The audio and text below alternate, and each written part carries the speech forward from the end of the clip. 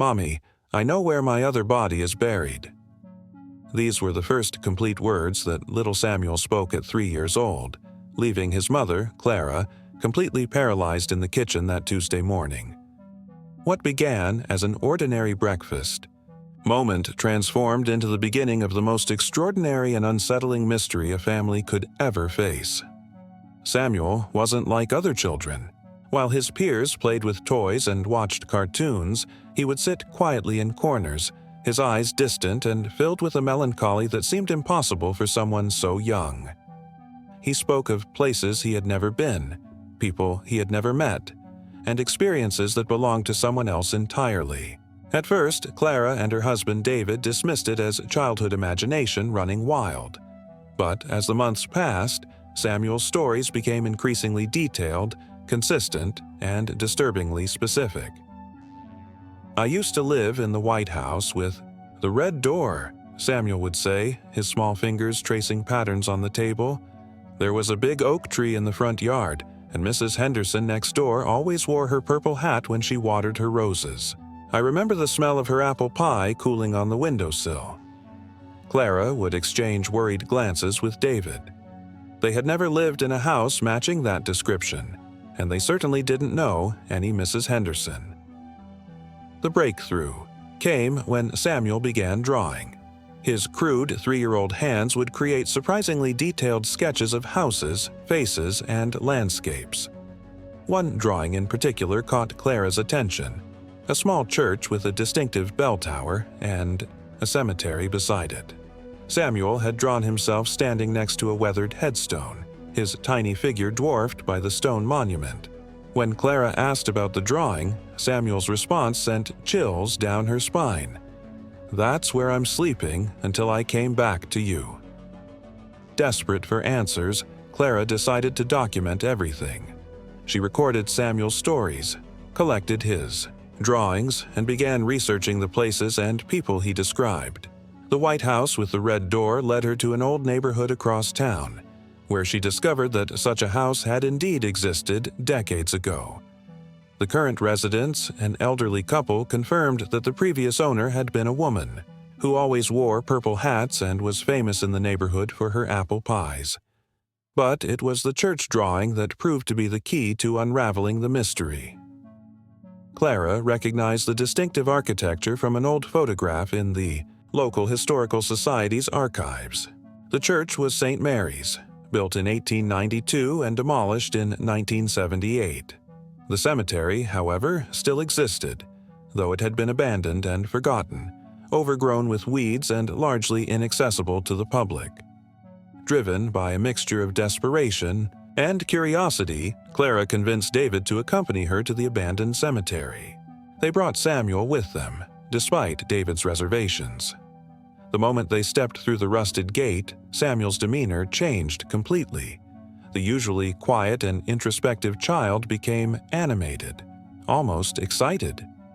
He walked confidently through the overgrown paths as if he had traveled them 1,000 times before.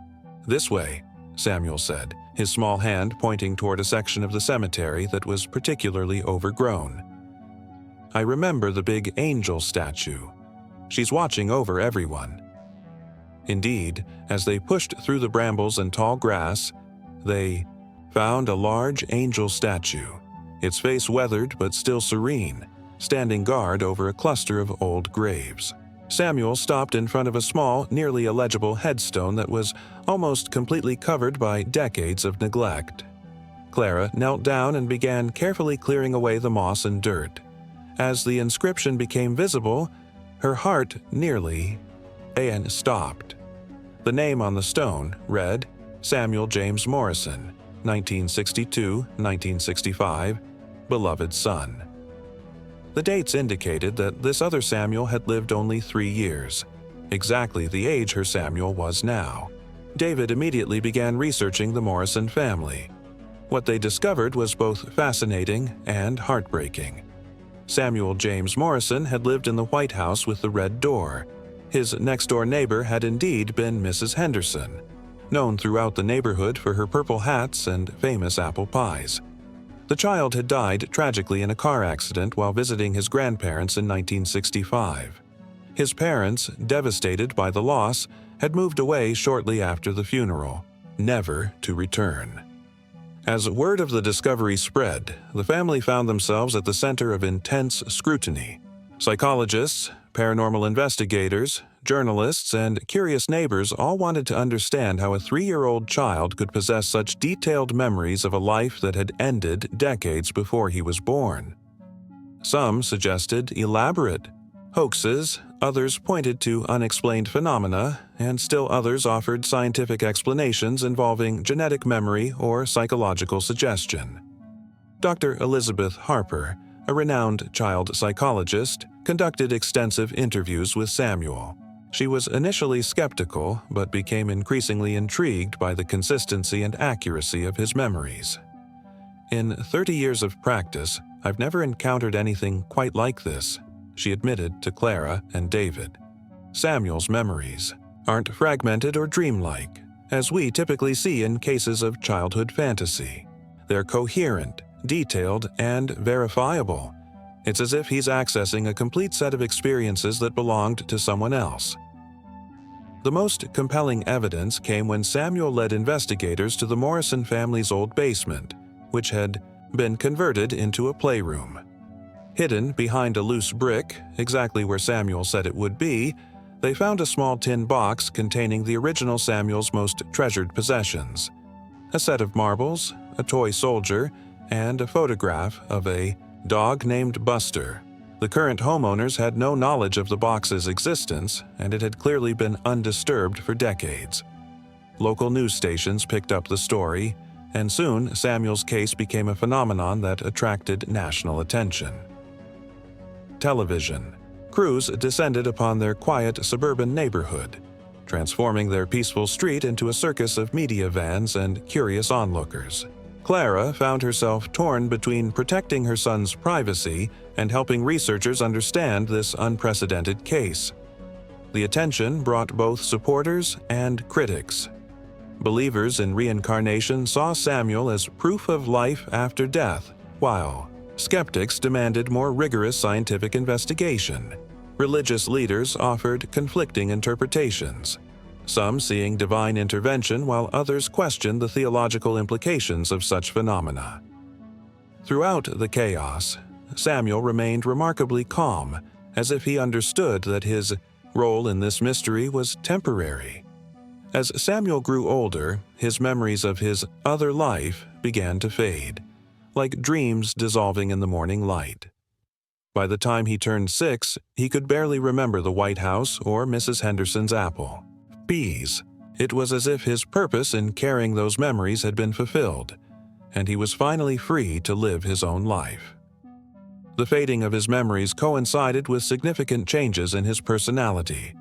The melancholy that had characterized his early years gradually lifted, replaced by the typical joy and curiosity of childhood. He began playing with other children, showing interest in sports and video games, and displaying none of the otherworldly wisdom that had once made him seem so different. The discovery of Samuel James Morrison's grave led to a renewed interest in the abandoned cemetery. The community rallied together to restore and maintain the neglected site, ensuring that the forgotten souls resting there would be remembered and honored. A small plaque was placed near the angel statue, commemorating not just the original Samuel, but the mysterious connection between two lives separated by decades. Clara often returns to the cemetery with her son, now a typical child who plays soccer and collects Pokémon cards.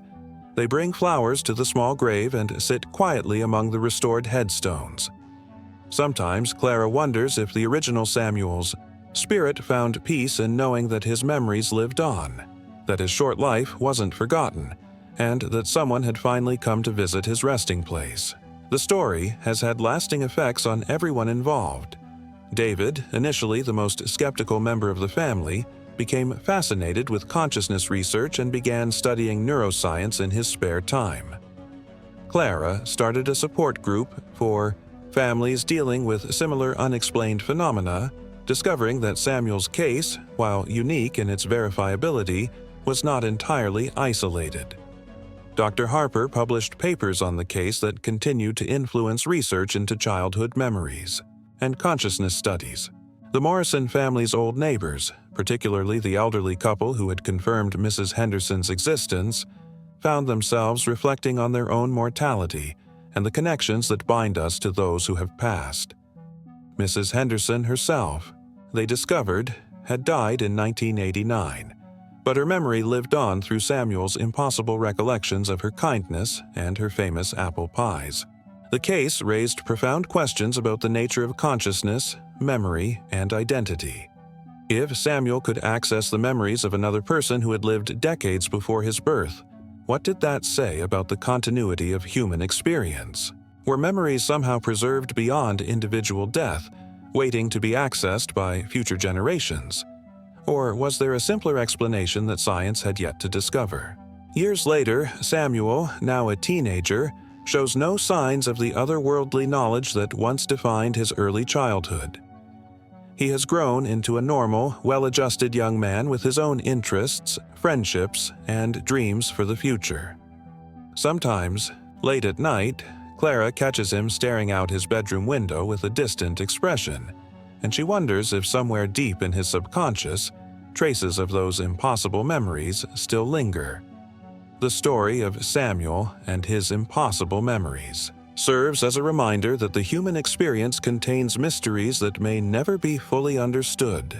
Whether through supernatural means, unexplained neurological phenomena, or extraordinary coincidence, his case demonstrated that the boundaries between individual consciousness and collective memory might be more fluid than we imagine. What cannot be disputed is that a 3-year-old child led his family to a forgotten grave and, in doing so, brought closure to a story that had been left unfinished for decades. The original Samuel James Morrison, who had died alone in a car accident far from home, finally had visitors at his graveside. His brief life, which might have been forgotten entirely, became part of a larger story about the mysteries of human consciousness and the connections that transcend time and death. The restored cemetery now serves as a peaceful place of reflection, where families come to remember their own loved ones and contemplate the enduring nature of human memory. The angel statue, cleaned and maintained through community efforts, continues to watch over the graves with the same serene expression that had guided a small boy to his final resting place decades after his death.